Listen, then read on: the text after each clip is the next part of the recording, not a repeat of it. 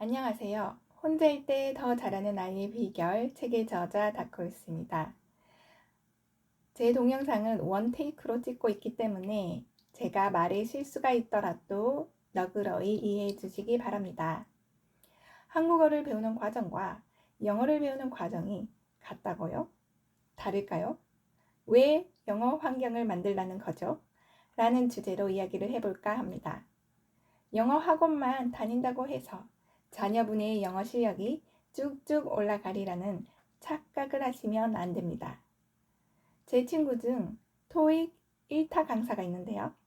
어차피 상위권 한두 명의 아이를 위해서 나머지 20명의 학생이 학원에 와서 수강료를 내주는 거야 라고 말했습니다.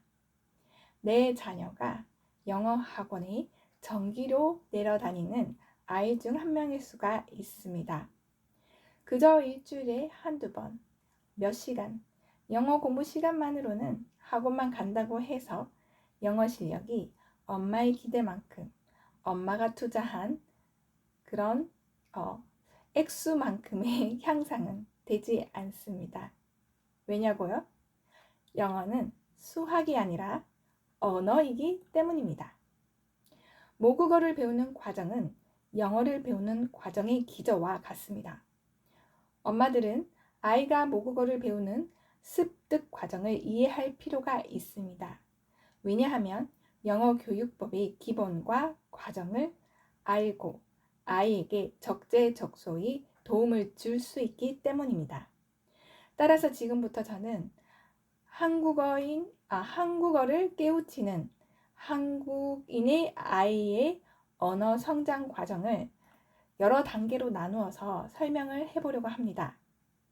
다소 지루할 수도 있다고 동영상을 넘기지 마시고 딱 한 번만 들으시면 이 영어 교육에 대한 아웃라인이 잡힐 것입니다. 그래서 한번 잘 들어보세요. 1단계 영어가 아니고 언어 노출. 아기가 말을 합니다. 내가 태어났더니 익숙한 냄새를 가진 여자가 나랑 눈을 마주치며 엄마라고 한다. 내가 소리를 내주면 그녀가 같이 웃으며 좋아한다. 나도 쌩글쌩글 웃고 소리도 내준다. 2단계 의사소통. 엄마라고 말하는 그녀와 아빠라고 말하는 그는 끊임없이 나를 보면서 대화를 했다. 그들이 소리를 하면 마치 내가 반응하기를 기다리는 것 같아서 그들의 소리를 흉내내었더니 좋다고 난리다. 3단계 옹알이 소리 모방. 그래서 그들의 언어를 음악처럼 따라 부르기 시작했는데 이것을 옹알이라고 했다. 한국어가 가지는 억양, 리듬, 높낮이를 나도 모르게 모방하고 있었다. 4단계 책 읽어주기. 여자와 남자는 종이책을 가져와 나에게 읽어주기 시작했다. 처음에는 먹는 것인 줄 알고 이리저리 먹어보았는데 자꾸 그림을 바꾸면서 뭐라고 소리한다. 엄마와 아빠의 목소리를 듣고 싶어서 책 읽는 시간이 좋아지기 시작했다. 5단계 일상생활에서의 언어 습득. 내가 자라면서 어른들은 손가락으로 물건을 가리키면서 소리를 내었는데 그게 그 물건의 이름이라는 걸 알게 되었다. 어린이집을 가게 되고 친구들을 만나게 되었다. 그들과 놀려면 말을 할 수밖에 없었다. 그렇게 6살까지 부모님은 나에게 책을 읽어주었다. 6단계 흘려듣기. 엄마는 나에게 뽀로로나 호비와 같은 재미있는 만화 동영상을 틀어주었다. 그들이 무슨 말을 하는지 동영상을 보고 행동과 상황상 이해가 되었다. 7단계 집중 듣기. 엄마는 동화책을 읽어주면서 손가락으로 글자를 가리키기 시작했다. 8단계 집중 듣기 2. 엄마가 육성으로 읽고 나는 해당 단어를 손가락으로 짚는 연습을 하였다. 9단계 파닉스 외우기. 손가락 짚기 훈련이 끝나고 나니 이제 나보고 직접 읽어보라고 한다. 처음에는 많이 틀렸는데 엄마가 자꾸 고쳐주려고 해서 나도 신경질이 났다. 그랬더니 엄마는 미안하다며 틀린 거 안 고쳐줄 테니까 네가 하고 싶은 대로 일단 읽어보라고 했다. 10단계 쉐도잉하기 따라읽기.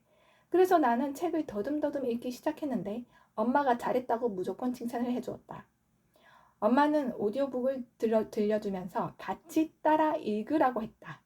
가끔은 녹음도 해주었기에 재미있어서 따라 읽었다. 11단계 단어 외우기 받아쓰기. 초등학교를 입학하니 받아쓰기를 해야 해서 단어와 띄어쓰기를 암기했다.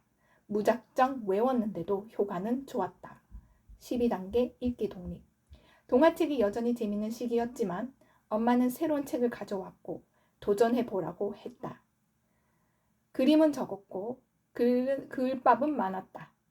엽기 과학자라든지 엉덩이 탐정 같은 책이었는데 내용이 재밌어서 좋았다. 글은 길었지만 일단 재밌음으로 읽어본다. 13단계 읽기 글밥수 늘리기.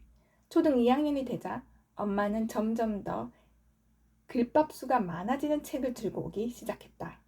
내가 읽기 힘들어하면 찰리와 초콜릿 공장과 같은 영화를 보여주었고 영화를 보고 나니 책이 재밌어졌다.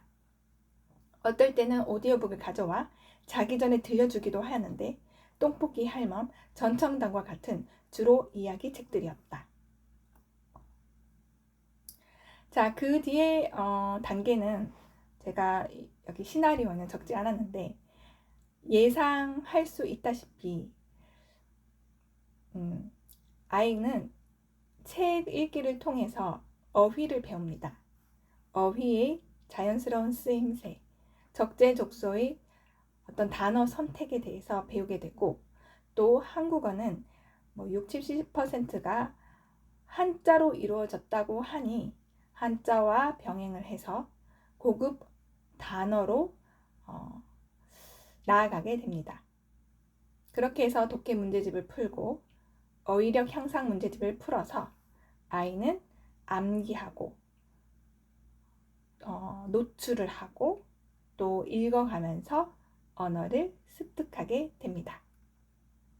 이처럼 모국어를 배우는 과정은 영어를 배우는 과정과 기저가 같습니다. 이 과정을 이해하는 데서 바로 엄마표 영어가 시작됩니다. 물론 엄마표 영어를 하지 않는다 할지라도 학원에서 아이가 어떤 단계에 있는지에 대해서는 대략적으로 알 수 있습니다. 우리 아이가 파닉스의 단계인지, 우리 아이가 읽기에 집중해야 되는 단계인지에 따라서 어머니께서 양질의 그런 문제집이나 또는 책을 서포트 해줄 수 있다면 아이가 학원에 정기료만 내려 다니는 아이가 되지 않고 학원의 이득은 취하면서 영어의 실력은 쭉쭉 오르는 그런 환상적인 마법 같은 일을 경험하실 수 있을 겁니다. 무작정 기본 이론 없이 달려들었다가는 학원을 다니는 옆집 어머니에게 당할 수 있습니다. 기억하십시오. 영어는 언어입니다. 수학이 아닙니다. 언어가 학습이 아닌 습득으로서의 경험을 늘리는 것이 엄마표 영어의 기본입니다. 책상에 앉아서 뭘 끄적거린다고 될 일이 아닙니다. 당신의 자녀가 최소한 한글을 쓰고 한국어를 할 줄 아는 아이라면 남녀의 특성, 언어적 재능의 차이를 인정한다 할지라도 외국어 습득은 그 누구나 할 수 있습니다. 영어를 사용하는 시간, 노출, 독서, 동영상 시청 등과 같은 그런 시간적 확보가 충분히 된다면 성공할 수밖에 없는 구조이기 때문입니다. 감사합니다.